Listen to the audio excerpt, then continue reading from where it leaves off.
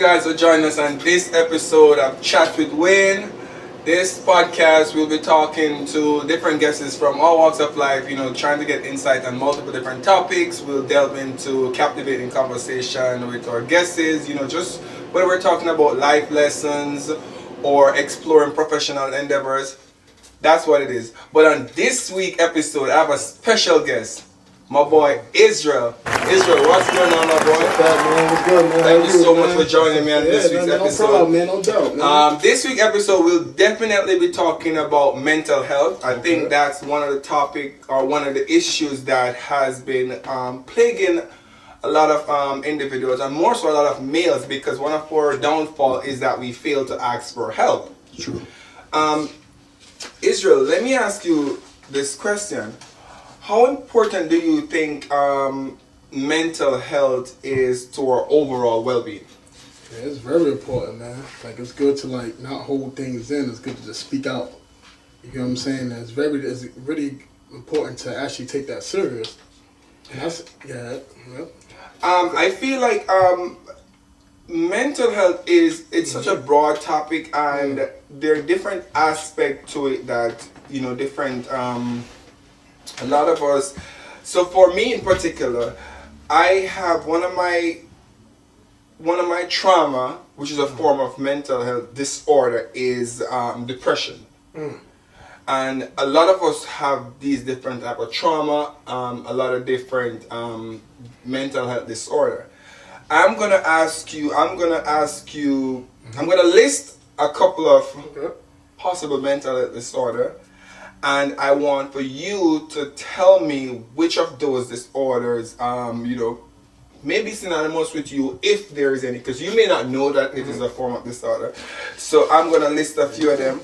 One such disorder is change in sex drive, excessive worry or fear, feeling excessively sad or low, extreme mood change, including uncomfortably high or low feeling of euphoria. That's just a few.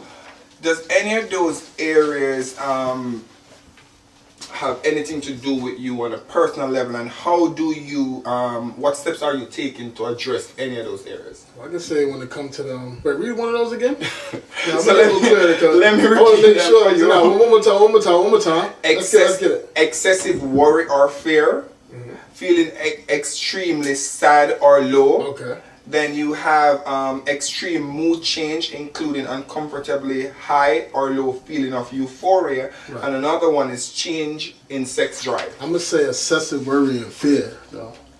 That's one of mine. And what steps are you taking to address that? It's getting more closer to God, though. Absolutely. Because I've been actually reading my Bible, reading my word, going to church more. You know what I'm saying? It's honestly, to be real with you, before I used to handle it with substance. Now I'm handling more on the spiritual archy side of praying and all that, fasting and going to church more, getting closer to God, man. I feel like that's the key to get on any excessive worry and fear, though. It's connected with God, getting closer to God.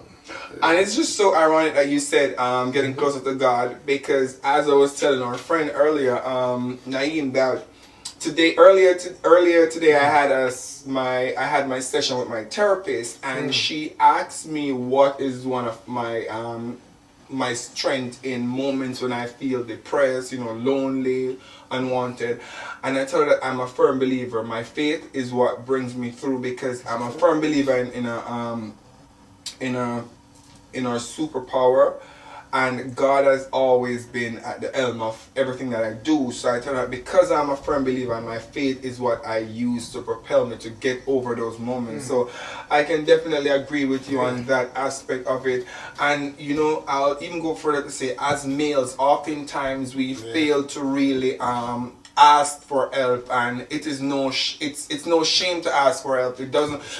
We cannot allow society to dictate to us that society dictate the way they think we should live life, and it doesn't work like that, because here it goes again. 7 brothers, 7 different minds. We process things a lot different. We do things a lot differently. But at the end of the day, we have to do what's best for ourselves, and in those moments, society is not the ones who are feeling those pains. We are the ones. So I feel like your faith is definitely probably one of the most important aspects. I want to ask you a question too. Like, who you think is like why men don't speak up? If it's more on the women's side or the men's side, or why men like don't want to speak? You know, talk about mental health or you know what I'm trying to say. So one of the things that I would say as it relates to that, I feel like society makes it seem as though it's probably something that is more synonymous with females, or it's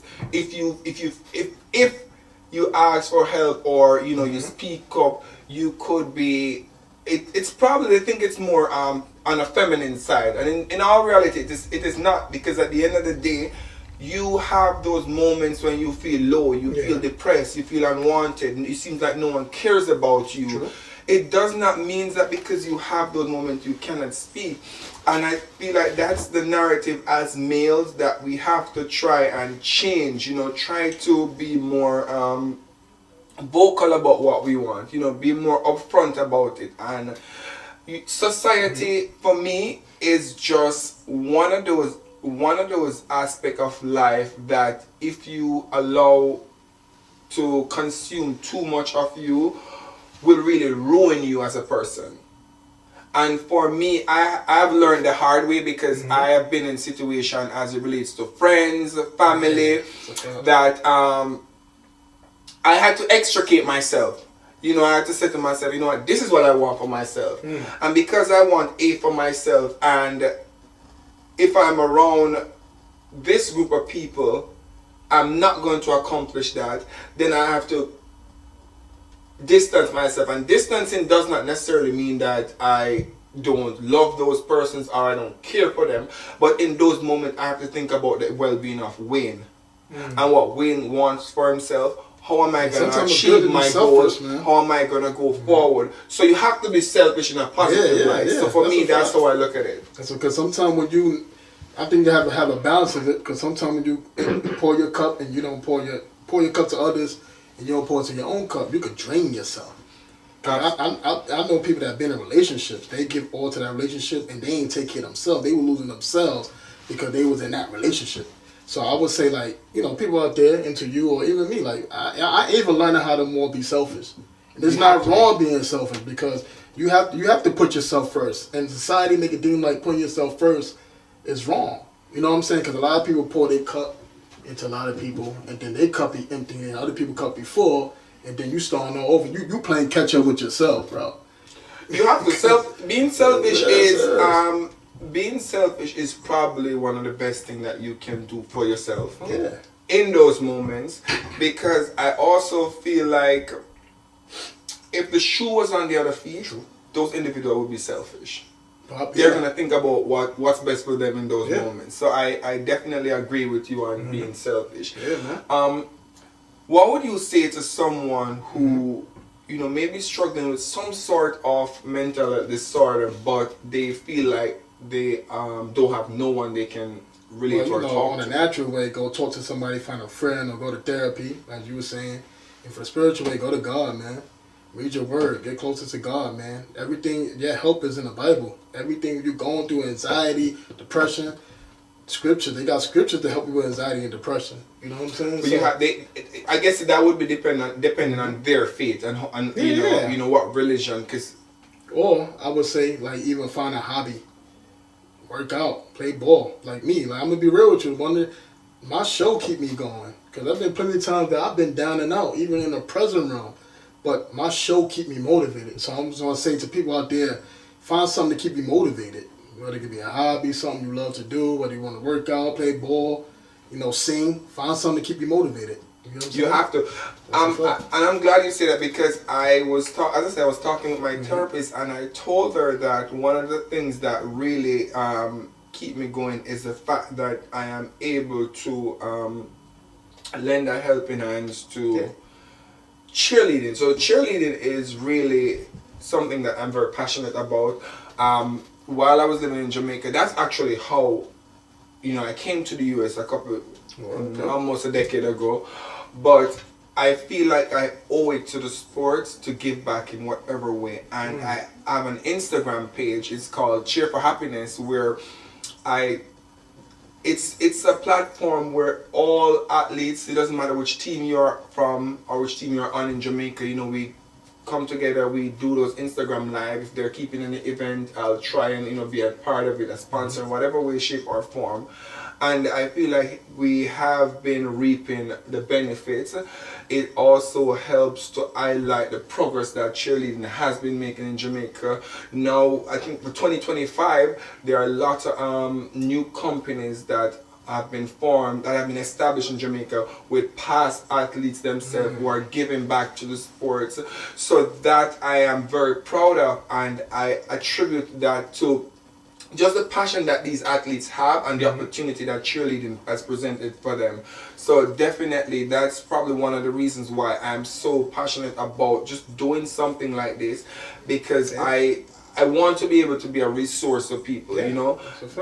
Give a voice to the voiceless, you know, for those who may not have access to certain resources, you know, be an outlet where I can provide that resource for them.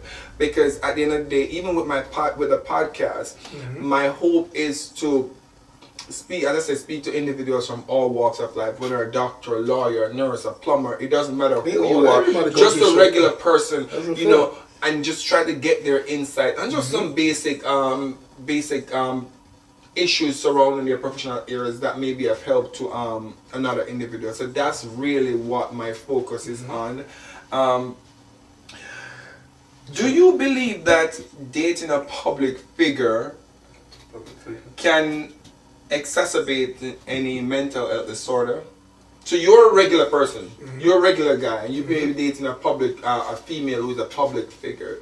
Do you believe that that's out there, like who's more known, like famous or something? Famous person. Do you believe that is that can exacerbate you? Because you might feel like you low and she up, and it might make you have low self-esteem. So it can kind of add on to mental health, thinking that you're not good enough because you're not on that person level. But you know what I'm saying? Go ahead. I get what you're saying, but also look at it this way too. If that individual must have seen something in you, why, you know, he or she wants to be involved with you. But for you as a person, why would you feel like you are not good enough for that person? Well, it actually depends on how that individual is moving towards me, though. Because that individual put me down, of course it's going to add on to my mental health. But if that individual who's who say public, uplifting me and building me, it's going to make me feel good about myself. So it depends on the person. You know what I'm saying? It's not the actual, what the person, what they are. It depends on the personality. All right, I make more than you, but I want you to come where I'm at. I want to build you up. I'm going to support you. You want to do a podcast? Boom, I give you like $50,000. Start your own joint. But I want you to feel good about yourself. That's true, but you also have to want that for yourself. Yeah, that's true, yeah.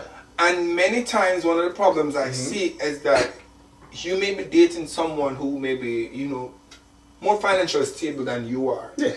And you get so lost, and you get so lost in the fact that you get so lost in the material world because, you know, obviously the person is well off and they're gonna shower you with a luxury lifestyle till you lose what you want for yourself, and it's gonna become overburden sometimes to the person where they're gonna be like, you know what, I can't do this with you anymore. Be real with you, I think because what society they deem men to make more than they women though. So I feel if a man is dating a woman that make more, he's gonna take it harder than a woman dating a man that make more, because a man's supposed to make more. Why? Because the man's supposed to be the provider. So a woman look at that, how I'm supposed to be a provider if I make more. And who tells us that the man's supposed to be the provider? The Bible. So that pressure actually come from if you think about it, actually come from God. But God don't want to use it in a way when people losing themselves or putting themselves down. But that male pressure actually come from God though. God said if a man don't work, he don't eat though. I agree and I kind of disagree, and I'm going to explain to you why. Because definitely the Bible says, and also society make us believe that the man should always be the provider, and always the head of the house, and which is true. Mm-hmm.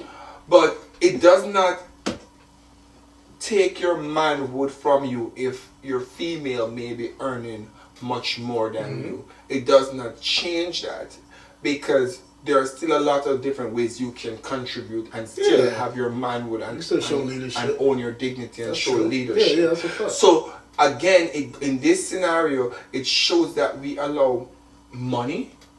That's why the saying said money is the root of all evil, Yeah, it's a because you fact. assume that because she's making more money than you are not good enough for her, and you try to you devalue yourself, and then now it gives her more power then. Yeah, I get what And you mean. feel like because it gives her more power, and females may think that, okay, you're not stepping up to the plate, but stepping up to the plate does not It's not always necessarily finance. means about the Nah. money.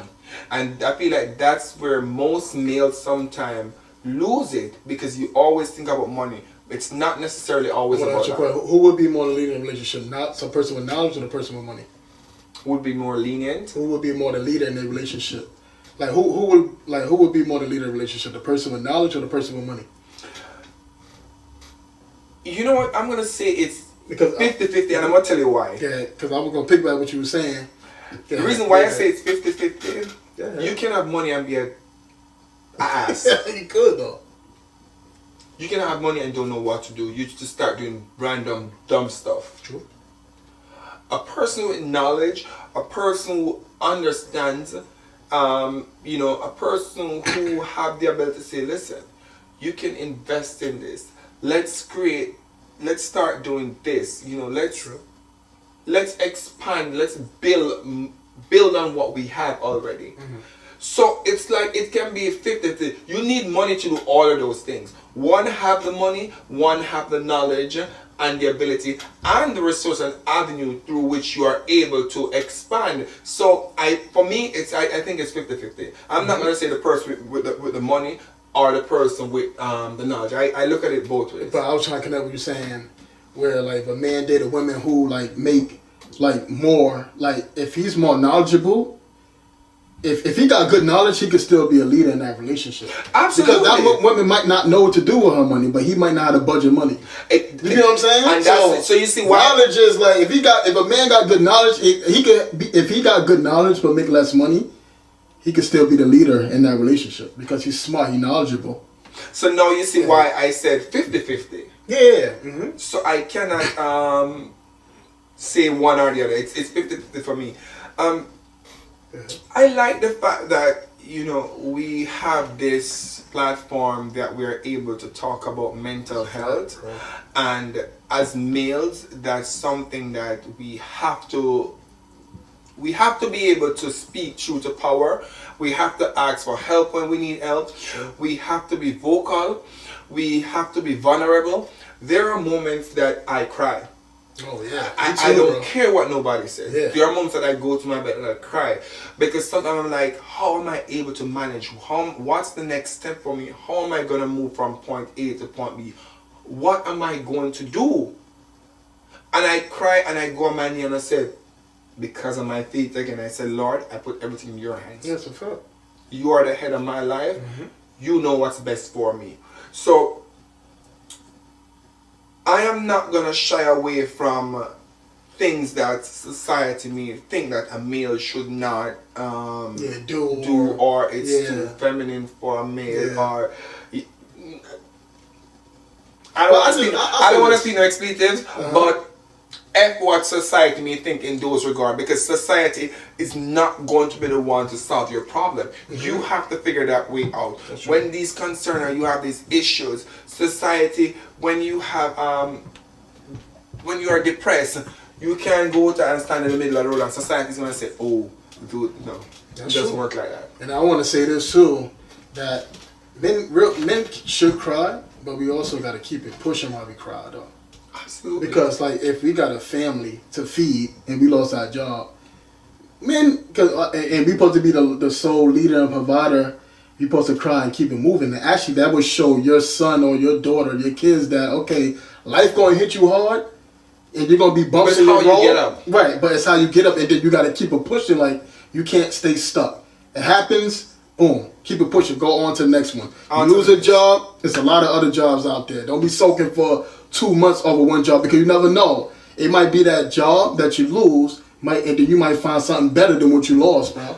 So that's why I would never soak over something that I'll ever lose because you never know what God got set up for you. Good, better, best. That's a fact.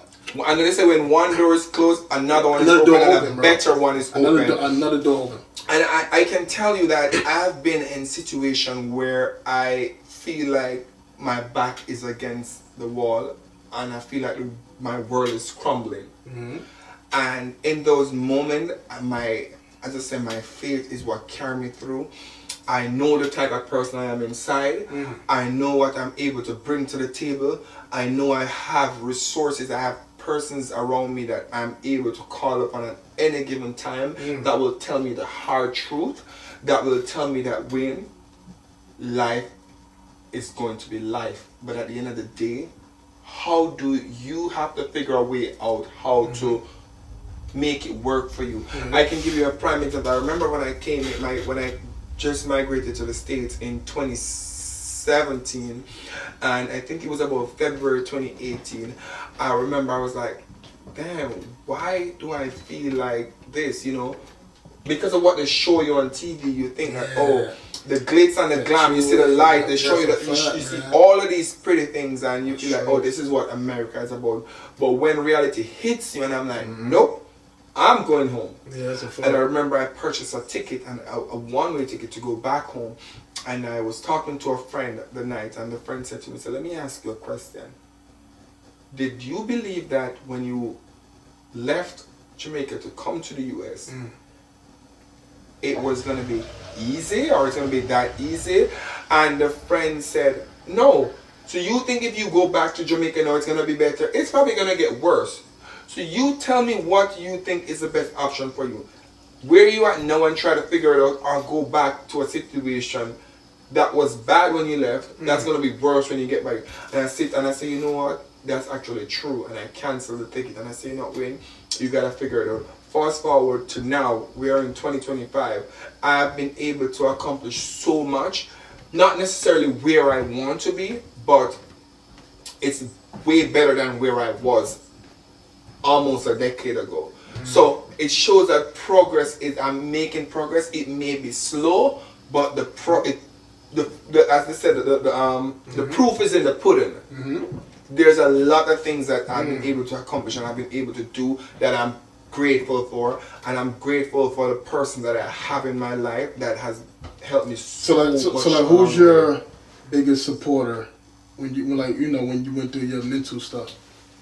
Who was your biggest supporter? To be honest with you, I have so much person that I talk to that have given me great words of encouragement. So it would be unfair for me to just call one person. Okay. It would be very unfair for me because different persons serve different purpose in your life, and there are things that I may share with you that I may not share with another person, but it does not change the fact that I have an amazing relationship with that person as well. So for me, it depends on what I'm going through in life. The other day I was I was talking to my friend, and he said to me that if nobody don't know you, I know you, because sometimes when you make posts, and when I make posts, it's not like I post anything bad, but because I've known my friend for over 15 years, my friend said, no, something is wrong. And my friend would come in and say, you good? I say, yeah man, I'm okay. My friend would be like, okay. But I know that deep down something is bothering you. And I can say, yeah, well, you're right, because this is the reason why, sometimes I'm just in like a withdrawal mode. My friends say, no, because I was in that position before. So that's the reason I can tell you. So sometimes you have those persons that will tell you the hard-hitting truth. And they're going to give it to you like it is. Tough love is real love, too. So most definitely. That's real. That's real. For you, when you have those moments, how do you what's your outlet? Who do you normally speak I go to my brother, and I go to my father, though. I'm going to say that never go to a female, though. Never go to a female. Because as soon as they get mad at you, y'all still arguing and all that, she gonna bring that up. I'll say my advice is for guys and fellas who going through it, like, call up your homies, go to the barbershop, talk, chop it up, you know what I'm saying? But my outlet is more like my brother. Like, he always been there for me since I'm gonna disagree day with one. something that you said. Like, yeah, that's my... And the reason why I'm gonna disagree, because you said The don't woman go part? to, you said don't go to a female. Don't never go to women. No, I'm gonna tell you why I disagree with that. For my experience, don't ever go to women watch this Is it shit. someone that you're dating, someone that you're involved with? Plenty of time. Yes. Okay, but so bear they in mind get that- mad, they're gonna bring up. that's your that's why partner. I was crying the other day and shit. That's your I partner. mean, of course that you you're go to dating. your moms. Yeah, but all right. So I'm not So saying don't- women. I'm talking about more relationship, romantic. Of course, you could probably go to your moms or your sister. I'm talking about as your woman, like, cause never show her that you're down and out. Yes, she could know that. Well, it depends on the relationship to the degree of your relationship you have with that person. Let me get out, right? Like, never, you could show her that you're going to do something, but never show her you're, like, you crying and all that. Because I'm telling you, as soon as she get mad at you, bro, she gonna throw that shit right in your face, bro. Oh, you crying ass nigga, da-da-da. Yes, she could know you depressed, but your woman gotta see, wait, let me get it out. But, like you could be depressed. Your woman can know that you depressed, right? But she gotta see you still moving. Because how you gonna show her how to move through life, and you supposed to be my man, you my leader, and you're soaking. We both can't soak. Somebody gotta be strong. So you have to show your women too that, okay, you facing obstacles, but you still gotta be strong and push. That's what women want. Women don't want no man that's going through this shit and they soaking, laying in the bed for 1 month because they lost a job, bro. She gonna be like this, we got 2 kids to feed, how long you gonna sit there? You supposed to be the leader. That's true, but in the same. That's what I mean. But, yeah, but in the same breath, What do you and the reason why I tell you I disagree to some degree with what you said is the fact that you can be vulnerable to your partner. In a certain No, way though. That's what I'm getting. Don't at. do it the You little can- bitch You can be vulnerable. She gonna throw that shit right in your face. You can be vulnerable, Yeah. because it's not a case where, if it's a case where your partner know that you're always somebody that's always on the go, things, you're always providing, you have those moments when you're going to be down, and you have to be vulnerable, because guess what? Sometimes it just takes that level of vulnerability to get the hard-hitting truth and advice that you need. Right. And your partner may be the one to give to you. Again, I don't disagree with everything that you say, because there's truth to what you're saying, but you also have to think about it this way. Why are you with this person if you cannot go and have a certain level, a certain conversation? You can have a conversation. I'm saying you could be vocal, you could be vulnerable, but don't be crying and shit. You like, babe, I'm gonna hold you. Listen, nah, she gonna throw that. I'm telling you. And once she see them tears, she gonna see weakness. I'm telling you. So what I'm saying is, right, you can be like, babe, y'all, I had a hard day at work. But it's gonna be alright. I'm just being my man, kid, I'm gonna watch the game. I'm just letting you know, your babe, I had a hard day at work. Just get in my space. You can make me a meal, cheer me up a little bit. I'm gonna go my man cave, watch the game. But you gotta remember, oh shit. I lost the job. Nah, but no one said you let me do get that. And we got 2 kids. So what we gonna do? She gonna like, nigga, you the leader. Figure it out, bro. So I'm not saying that you can't be vocal. You can't express your emotions. You can't express your concern with your woman. But I'm saying you gotta do it in a certain way. Yes, you down and out, but you have to be my leader. You have to be strong, bro. You got kids to feed. You can't be laying in the bed 3 months because you lost. We got kids to feed. No, Who gonna feed us? that's not a real nigga to do. You know what I'm saying? That's basically what I'm saying. But in the same breath as well, it depends on the level of relationship that you have and the respect that you have in your relationship. So what you're saying is absolutely true, and maybe that's something that is so prevalent in relationship nowadays. I guess for the younger generation, but that's something that's prevalent. Because you have those male figures out there who they stop working. It's just like they stay at home and they think like, yeah, female should take care of them, and a female may do it to an extent to the point where it becomes so overbearing to her, she's going to explode, and she has reasons to explode, because guess what? As the male, you have to get up, you have to figure it out, because just the same way that a female has to go there and do what she has to do, you have to do it. And I think now, God bless the real few males out there who are really doing it. Yeah. You and I know that right now you have a lot of single parent home, which is dominated by females. I want to talk to that too. That actually dominated by females, and a lot of single parents are doing it A lot of females are doing it as a single parent. By themselves. My mom has 7 of us, and for the most part, she has been doing it all alone. It's not telling us it's easy all the time. Yeah. Because I remember when I was younger growing up, there are days that we couldn't go to school, me and my older brothers and some of our siblings, but she tried her best, and I have to give her that credit, because at the end of the day, as a woman who has 5, 6, 7 kids and have to figure it out, it's a strain on her. It affects her mental health. True that. So it's like everything that we do in our daily life, there's some aspect of it that attributes and affect our mental health in whatever shape or form. So definitely. It's true. True. Definitely. I like this topic. That's a I feel fact. like I like this topic. So, all right, so what advice would you give to women who's doing it on their own, though? Continue doing it. Continue doing it? Continue doing All right, what so you're doing. advice if they down and out? Like, what advice, like, what resources should they go to? For a woman who may be down and out, think about it this way. Right there. When you are down and out, rely on your faith if you're a firm believer. Because, and again, it may seek help. And you have to be a firm believer that things will get better. That's a fact. You have to be a firm believer that things will get better. Now, that's a starting point. Then you're going to now sit down and analyze, what avenue do I go to get the help that I need? Because everyone's situation is different, and based on what they are going through in that moment will determine what resources you need to get better. Do I need to go see a therapist? Do I need to talk to my best friend?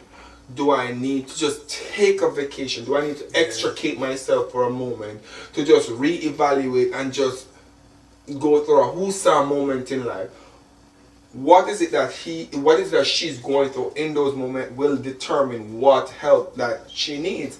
So again, I can speak from experience with my mom, who's a single mother, my mom sells in the market in Jamaica. All of us goes to the market with her. All of us have always been a helping hand to her. And I feel like for me in particular, those moments growing up, having been with her to the market, I've gone to the market myself. Those are the moments that have helped to mold me into who I am today. Have helped to give me a sense to understand that, listen, you have to figure or select a path that works best for you. So those are the little elements of my life growing up that I continue to hold on to, that have allowed me to be where I am. And it's always the small things that has the biggest impact. So she just have to figure out what it is that's going on, be a firm believer in her faith, and it will carry her through. True. Because it doesn't matter how many money you have. Money is the root of all evil, as the saying goes. Money can make you and it can break you. That's true. You can have $1 million and you're unhappy. Yeah, you could be a fact. Money can give you temporary happiness. It was a famous, what's his name was was it Tom Hanks or something like that? He committed suicide. He was a white man, white actress. I think he played Jumanji. I can't Yeah, what's his name? I don't know. No. The dude that played Jumanji. He was a white, he committed... Robin, right? Yeah, Robin, yeah. Williams? Right, Williams or Edward Robin Williams or something like that.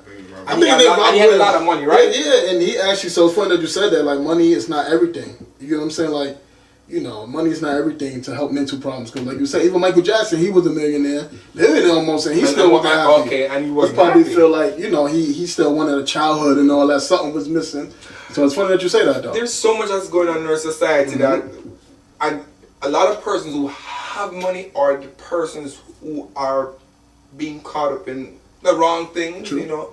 Depressed, drugs, overdose. It's a lot. True too. And it's I really want to a lot. say this too for people who don't have money out there. Sometimes you could be being saved because, like he said, it be people who be having money, they be indulging in a lot of crazy stuff, Before you had the money, you wasn't hanging around all these type of people. No. You was probably popping pills, buying alcohol Popping like that. perks. Somebody popping perks. So maybe God saw something. Nah, I know if you're gonna be a millionaire, I gotta save you for something because you're gonna be wilding out. You know what? Real shit. Like sometimes it's good to be average. One of the things that I tell people all the time. Now people say, "Why do you say that?" I said, "I don't want to be rich. No, I don't. I just want to be successful. I don't want to be I put don't want to be rich into context. Yeah, but I want to have money or I want to have wealth to be able to do the things that are meaningful and impactful to me without having to question, where am I going to get these resources from? That's how I want to have money. I don't want to have money and say that I'm rich, but because I'm in that position, I just do crazy shit and give my money to people to do crazy shit to feel like I have power. That's it. If that's how I'm going to look at it, I don't want to have it. I don't want to have it. And the reason I say that is because I have seen it happen over and over and over and over. How many celebrities do we know now? Prominent celebrities, because they have money, they feel like their money is their power. And what's happening now? Those moments they get caught up in those moments, and now it's like you're moving. It's very hard to climb that ladder. But you see, once you reach the top of the ladder, a little bit. I'm sorry, because your money is power when it comes to how they are with the outer world, but it's not power when it comes with themselves, though. So, prime example, right? Some person with money, say if a guy, he gonna get all the girls because he got money. He gonna feel like he powerful, right? But like you said, he might be going through depression and mental issue. He probably his father was never in his life. That money can't make up for that. But so he can have power like in the outer world, but in his inner world, he can feel powerless. If that makes sense to you. So it's funny. So I do agree with you. So I'm just trying to add on what you were saying, like more like your money is not power. It is power when it comes to the outer world, but within your inner self is not power. Because a lot of people that got money are billionaire, but then they got touched at 3 years old and they never heal from it, and they still be like down and out, popping pills, and that's a being on alcohol. But then they powerful. They got to have a lot of fans, and they could be getting autographs and all that. And there the trauma is so money cannot get rid of trauma. It can't. It gets temporarily fixed, but it can't get rid of trauma though. You see, it's a prime example. So I'm gonna go back to something that I also discussed with my therapist, which is a trauma. For me, the relationship that I have with my dad, I don't have a good relationship with my dad, and I can publicly say that because he and I have had. We just don't have a good relationship. Same shit, man. You're human, bro. It happens, bro. While I was living in Jamaica, I haven't seen my dad for maybe about 7 to 8 years. I know exactly where he lives. I know exactly his place of business, but I choose not to see him. When I came here to the U.S. again, almost a decade ago, my dad came back to the U.S. this year, making 3 years. I know exactly where he was. I know exactly how to find him. And as I was telling our bro earlier, I choose not to. Why? I think about my mental health, my peace of mind, my emotional, my physical well-being. And being in that toxic environment, it's not good for me personally. So because of those reasons, I try to distance myself. I can love you from afar. I can love him from afar. Because at the end of the day, it's not going to change the fact that that's my dad. So it's not like you're just afraid to face that? Not afraid to face it. You know what I'm saying? Because some people no. It's not. No. That it's not saying shit like it's not afraid to face it. But I'm saying, as the grown adult that I am now, in order for me to continue to progress and be on a steady path of progression and success, those toxic relationship or environment does not serve me well. Gotcha. So because it doesn't serve me well, I'm not going to put myself to be in that place where I know that I don't want to be in. That's going to derail the progress that I'm trying to make. And that simply means that I have to step back and be at a little distance. Just the same way you can love someone from afar. As much as I hate the relationship that we had, it doesn't change the fact that he's still my dad. Now fast forward to now, I've seen him maybe a month and a half ago. We are in a better space, but it still does not change certain things. there are still those lingering trauma. It's gonna take time to work through, but I am just grateful to the space that we are in, and I'm grateful to how I am able to just deal with things on a different Can I level. ask you a question? Mhm. It don't still bother you to this day that your past traumas? No, It don't bother you. I No. can't force it. and the reason why, again, because of what I want for myself, Got you. the things that I want to accomplish, the path that I am on, the help that I've received, all the progress that I've made, Gotcha. I cannot allow things that happened in the past to derail me off that track.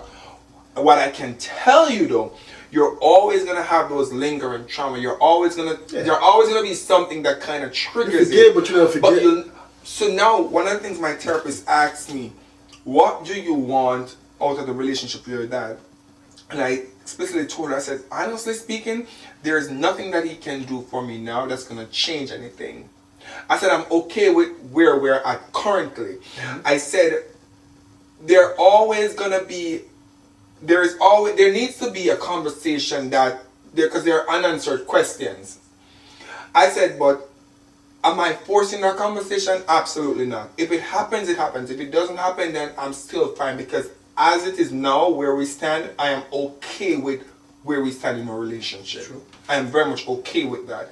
I'm at peace with that, because I've been living here almost a decade. I have done so much for myself being here. I don't have any resources or anyone here per se that I can literally turn to family-wise to say, you know what, I need this.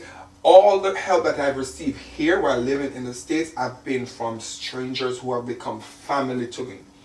And persons have encouraged me. When I'm wrong, I hear that, Wayne, you're wrong. Or, and I accept it. I try to figure out how do I move forward from it. And I've made significant progress by doing and living my life that way. So I don't want anything to change that. So that's the reason why I am okay with where we're at in a relationship with my dad. It's so funny because I was looking at a highlight reel about like a pastor. He was saying how like sometimes God can keep your father away from you because he's actually protecting you. Meaning that because that father could have been on drugs, that father could have been abusive, that father could have been an alcoholic, that father could have been touching you in the wrong places. So I want to say this: so people who's down and out, who feel like because they don't have a father in the home or that parent in the home, period, it could be a mother or father. It could be God's way of just protecting you. Your mother could have been abusive. Your mother could have been, verbally abusive. Your mother could have been, what I'm trying to say. Why? And I'm glad you say that. But yeah, so sometimes look at it this way too. But look at it this way too. You live with your mom, that one parent, but it's also a burden on that one parent because she has to She has to play two roles, being a mom and a dad, which take away from her having time for herself and what does she need. It depends on her support system. It depends on the support system, but let's speak truth to power. Mm-hmm. It's still hard. It doesn't matter what support do you have.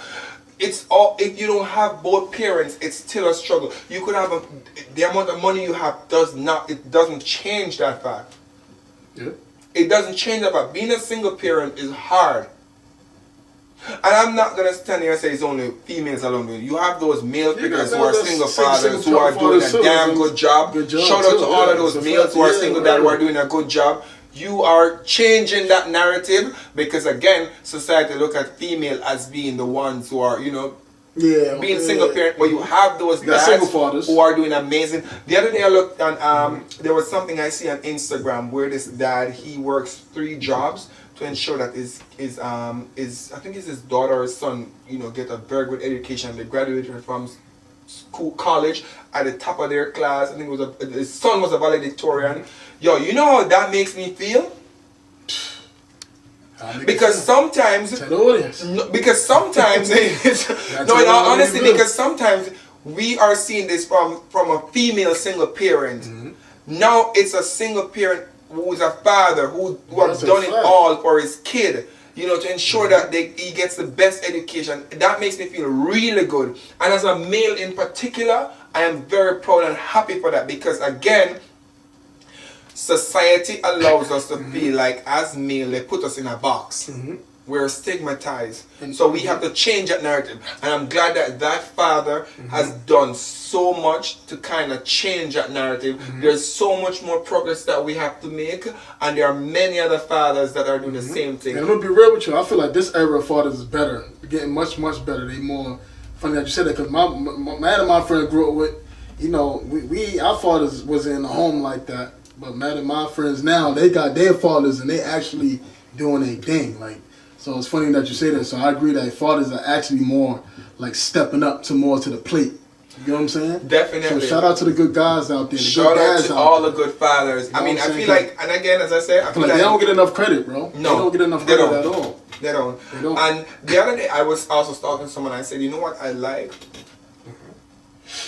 I see that a lot of young men now are making so much progress in terms of, you know, what they want for themselves, the education wise, their professional career, you know, going into so many other fields and doing so much. And I'm so happy and so proud, because again, I always talk about this.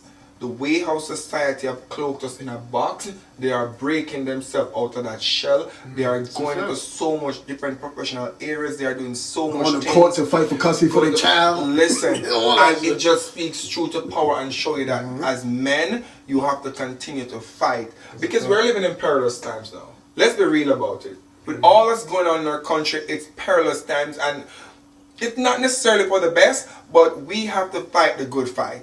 So shout out to all of you guys out there who are doing it for your kids and your family as well. That's a fact.